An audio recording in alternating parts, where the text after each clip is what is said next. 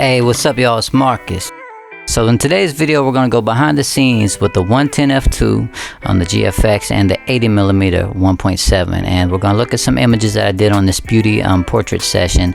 And with both images we're going to see, or both lenses I should say, we're going to see which focusing speed is better, which one is a little bit more accurate, and we're also going to take a look at some of these images in Lightroom and really compare them. I'm going to show you why I think one is better than the other for studio work, especially if you're doing portrait work. So let's hop into it. Please go to prophotoedits.com where you can download my Lightroom presets and Photoshop actions. And I just want to remind you guys that my online creative lighting and editing course is up right now. I get asked about this every single day on Instagram. If you're not following me, the link will be down below. But how do you get these in-camera effects? I don't do any of this in Photoshop. This is all done in camera. So I put 12 courses in here, 12 different photo shoots, and I explain what tools I use to get these looks in camera. And I usually just use one light. Sometimes I use one light and one LED, but I don't have a dynamic lighting setup. Everything you're looking at here right now is explained in the course. We're over, I think, 300 or 400 people in the course right now, so it's really growing and people are really happy with this. And we've just added some extra things that you're looking at right now with the light throwing technique, all done in camera. So you get the raw files, the Lightroom presets, the Photoshop actions, screen recording. I have me editing these looks that you're looking at now, and I've also included a new creative gelling course to get you these looks like this in camera, so consider that. Okay, so let's start off with some focusing speed tests. So you can see it's the 80 here, and the 80 is I wouldn't say it's a fast lens at all. It's pretty slow. Now when you're doing portrait headshots, you don't need something to be really fast, but sometimes when your model is moving around a little bit faster, it can be a little slow. So now I'm going to let you look at the 110. You can see how completely out of focus to in focus it racks really fast. The blackout is what kind of kills this camera in all regards, but I'm gonna let you watch this again, see how it goes from completely out of focus to in focus really quick, and then it just kind of sticks every time you see a green light up. I know it's on there, I fire and it gets it. Now back to the 80. We have it, and it's not the slowest thing ever, but it's just a little bit of hesitation. You can see it has just a little bit of a jitter at the end. I do have rapid AF turned on the 50S too. It's probably faster on the 100S. I'm sure it is. I'm gonna have a review coming up on that very soon. And you can see one more time with the 110, all the way from out of focus to in focus. It's faster in the sense that I feel more confident in it. Accuracy, they're both pretty accurate, but 1.7 is harder to nail down. It takes a lot of skill and a lot of shooting. Alright everybody, I want to go through this real quick in Lightroom, and I'm going to show you guys the differences between the 110 and the 80mm on the GFX, and then in the next video I'll include the 85 RF 1.2 in here on the R5, and we'll have a little look and see, is there really a big difference between medium format fast lenses and you know, full frame fast lenses. But today people ask me this a lot, 110 or 80, and since I have them both, I want to give you guys you know, a look at what the differences are between both of them image wise. We've already looked at focusing speed and stuff like that, so accuracy, all that type of stuff, and then I'll give you my thoughts at the end here, wrapping up. But alright, we're gonna start a little bit further away, get in closer, and I'm going to show you the differences in this for portrait photography, you know, kind of close-ish studio type stuff. And then we're going to go into the next look, which was a different backdrop, different shirt and everything like that. So alright, simple lighting in the I'm going to put on the screen so you guys can look and see which lens is which, and we'll zoom in and check it out. But I just want you to pay attention to compression, facial features, and just tell me which one you like. Which one do you like without even knowing which one is which. Alright, so 1 star is going to be the 110, and then 2 stars is going to be the 80. No matter what, no matter where they are on the screen, 2 stars, 80, 1 star, 110. Alright, so as you can see, even further away, this shot is framed, you know, similarly. She's down a little bit further in the frame this way, but I'm getting a lot more of her arm, so she's framed about the same, is what I'm trying to say. The 110 has more compression. You're gonna hear me say that a lot. it looks more editorial to me, and you're going to see, even if you don't care anything about more of an editorial look, you're going to see a lot of what I talk about with facial features here shortly. Remember that the 80 is reminiscent of, like, I mean, it's 60-ish something, 67 maybe, equivalent on full frame. The 110 is more like an 85-ish equivalent on full frame. So both of them are pretty sharp. They're really sharp, actually. It just depends, you know, did you hit the shot or not, because I'm shooting the 80 at 2.0 right now, and then the 110 is wide open at 2.02. So let's just zoom in first of all, and we'll just see detail, because both of these shots are sharp. I think I hit the eyelashes a little bit here on the 110, and I definitely hit the eyeballs on the 80. Okay, so they're both sharp. They're both beautiful pieces of glass. Fuji just has incredible glass, incredible sensors. Everything that you want to see is there, and we'll get some better 110 shots. I don't use eye autofocus or anything like that. I'm just on the GFX 50SII, but detail is there. The fall off on the 80, people talk about it a lot, is beautiful, and this is even at 2.0. If I click over here, you'll see I'm at 1/1000th of a second, ISO 100. This lens doesn't let in as much light, the 110, so I'm at 1/640th of a second, ISO 100. I probably keep my ISO 100 on all of these, actually, but we'll just make sure as we go. So you can see, and a trick I do a lot of times is just have a little fan going, so you can get the hair going back a little bit, because anything further back from the eyes is going to look, you know, it's going to give the appearance of, you know, going out of focus more. That's why you pose somebody, and also not to make them to look wider, you pose them with one shoulder closer and one shoulder back. So even if their hair is in a ponytail, you'll see the ponytail going out of focus, you see that shoulder going out of focus, and it creates you know, the illusion of a shallower, even shallower depth of field. But you can see that the fall off is really nice here on both. Then by the neck, even at 2.0, you're getting more fall off on the 80. The chin is already a little bit more out of focus, and the neck too. Alright, so just looking at both these pictures, I'm just picking random pictures. These aren't ones that I've edited, because they weren't my favorites, of course. You saw some of those in the beginning, but just trying to choose shots that are similar to each other, and then I'll stop talking so much. So I just think this picture look is more what I am used to seeing from a more compressed lens, which reminds me of beauty shots. People in beauty shots a lot of times use a 110 or an 85, 105, things like that. But I mean, nothing's wrong here. And let's get a little bit closer, and I'll show you more about what I'm talking about. Alright guys, so here is a really good example of getting a little bit closer, and you're going to start to see some differences here, just in facial shape. Not all the way to what I'm going to try to explain here for versatility's sake. So check this out. 110 at f2, the 80 at f2, and on the next set of pictures will be at 1.7. But I just wanted to try to keep this, you know, apples to apples if we can. And let's just see if we nailed them both here.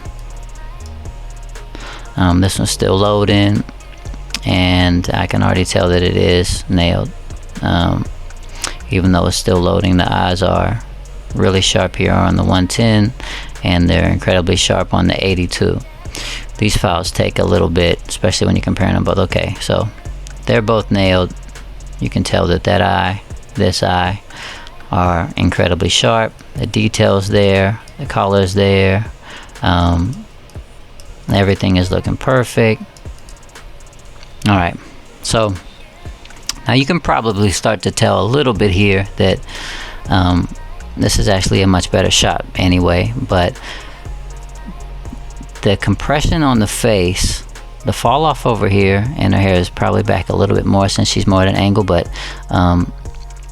it's nice and soft, nice and dreamy, really good. It's also nice and dreamy over here on the 110, but I think that this whole compression thing that's going on with her face, if you just go back and forth with your eyes and look at this face, 110, 80. This looks more like, you know, her natural face. I mean, I know her personally, so I see her all the time. That's what her face looks like. This, I'm starting to see as you get in a little bit closer here, the distortion in the face. Her nose is a little bit more pointy and pronounced.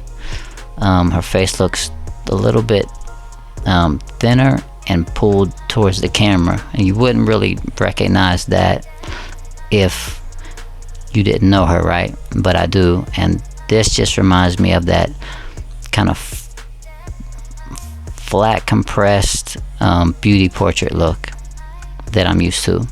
The 80 is better for a lot of other things, I think, like indoor boudoir and stuff like that a lot of times, but I don't think you're going to beat the 100 for, and you're going to see in this next example, for up close beauty shots, like high end beauty stuff. It's really hard to beat the 110. So let's go on to the next two. Alright, so 110 on the right and 80 here on the left. Now we're going to start to see, and I'm going to get even closer for you guys, because that's just, you know, a lot of what they do, what we do when we're doing high-end shoots. Stop down a little bit, obviously for a different look, but getting in closer, you want to have some compression. So I'm not even in the same vicinity as far as closeness and framing on the 110. Her face is still looking nice and compressed, and features still look perfect, just like they do in real life. Over here on the 80, getting close, you can start to see the distortion on the face. You know, it just starts to look a little bit less pleasing and more pulled towards the camera. And I don't typically, I wouldn't use that style of picture with the 80 for this type of stuff. The 110 is much more versatile for this. The images, I can't complain about that. I will complain about the focus speed on the 80 a little bit, but there's a range for the 80, right?